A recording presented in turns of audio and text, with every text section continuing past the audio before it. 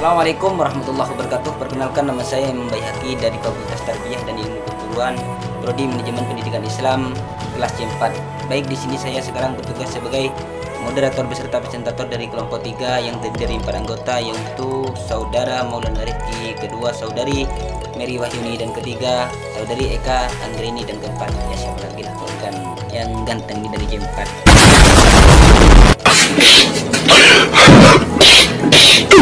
Ya, saya sendiri itu Imam Baihaqi, ya bercanda lah kawan. Kalian penasaran dengan videonya seperti apa? Ya hayu bro, kita nonton bareng-bareng.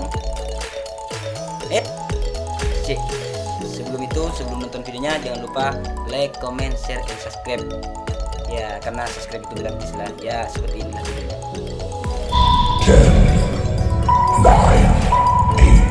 8, 7, 6, 5, 4, 3, 2, 1, 0.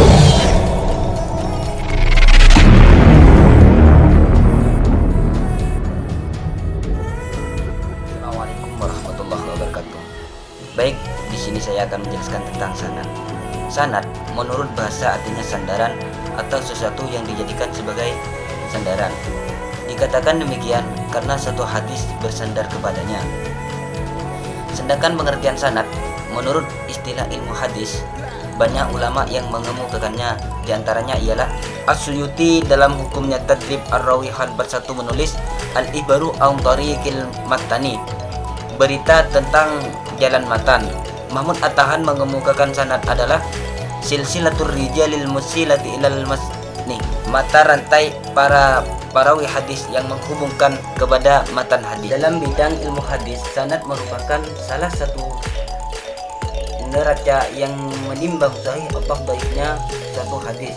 Jika pembawanya hadis tersebut orang-orang yang cakap dan cukup persyaratannya, yakni adil, takwa, tidak fasik, menjaga kehormatan diri, dan mempunyai daya ingat yang kuat.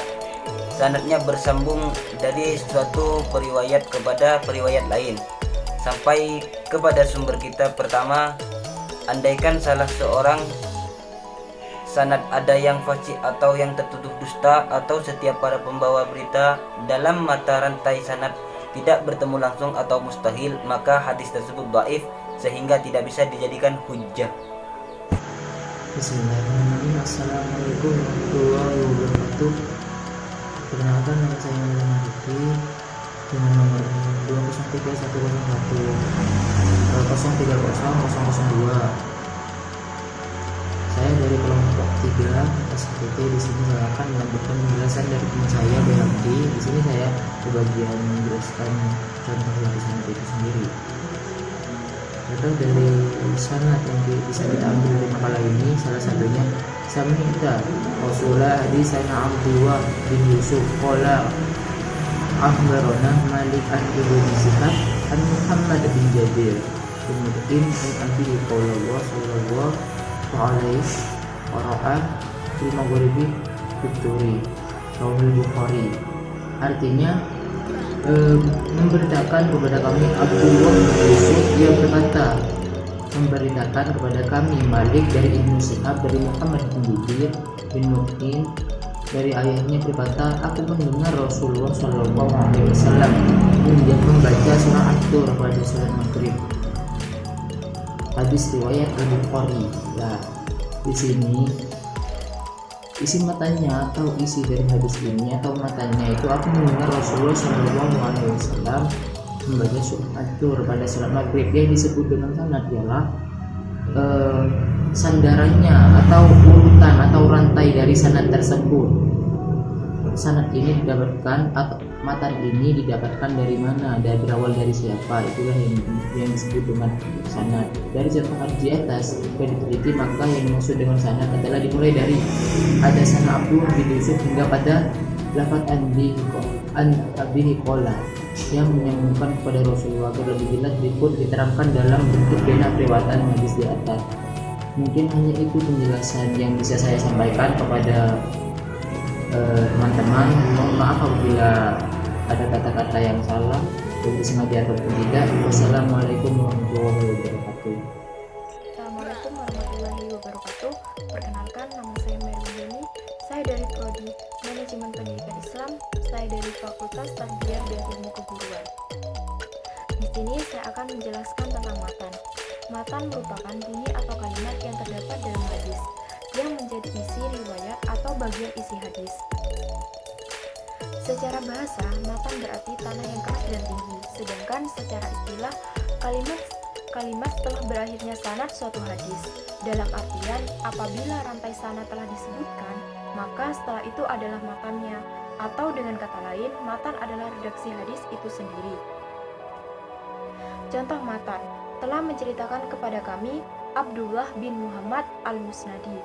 Dia berkata, telah menceritakan kepada kami Abu Ra'uh al-Harami bin Umaroh berkata, telah menceritakan kepada kami Syu'bah dari Waqid bin Muhammad berkata, aku mendengar bapakku menceritakan dari Ibnu Umar bahwa Rasulullah SAW telah bersabda, aku diperintahkan untuk memerangi manusia hingga mereka bersaksi tidak ada ilah kecuali Allah dan bahwa sungguhnya Muhammad adalah utusan Allah, menegakkan sholat, menunaikan zakat. Jika mereka lakukan yang demikian, maka mereka itu telah memelihara darah dari harta mereka dari buk kecuali dengan hak Islam, dan perlindungan mereka ada pada Allah. Hadis riwayat Bukhari.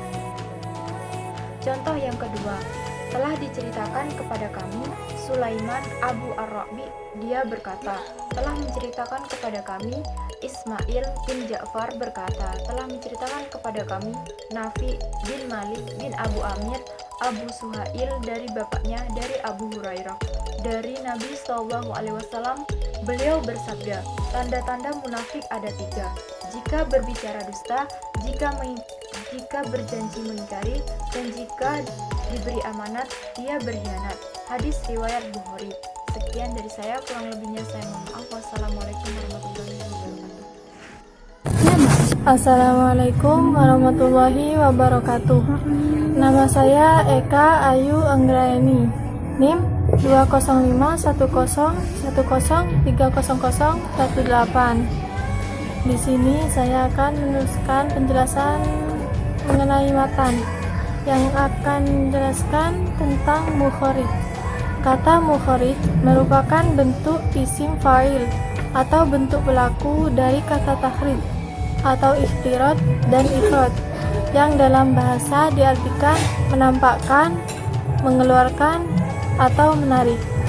Sedangkan menurut istilah, mukharij ialah orang yang mengeluarkan, menyampaikan, atau menuliskan ke dalam suatu kitab apa-apa yang telah didengar atau diterimanya dari seseorang, seperti gurunya.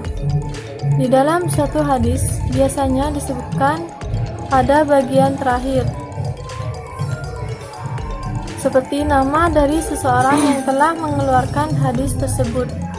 Semisal, mukharij terakhir yang termasuk dalam Sahih Bukhari atau dalam Sahih Muslim ialah Imam Bukhari atau Imam Muslim, dan begitu seterusnya. Seperti pada contoh hadis pertama, pada bagian paling akhir hadis itu disebutkan nama Al-Bukhari atau Rawahul Bukhari, yang menunjukkan bahwa beliaulah yang telah mengeluarkan hadis tersebut dan termaktub dalam kitabnya, yaitu Sahih Al-Bukhari. Sekian penjelasan dari kelompok kami. Kurang lebihnya kami mohon maaf. Wassalamualaikum warahmatullahi wabarakatuh.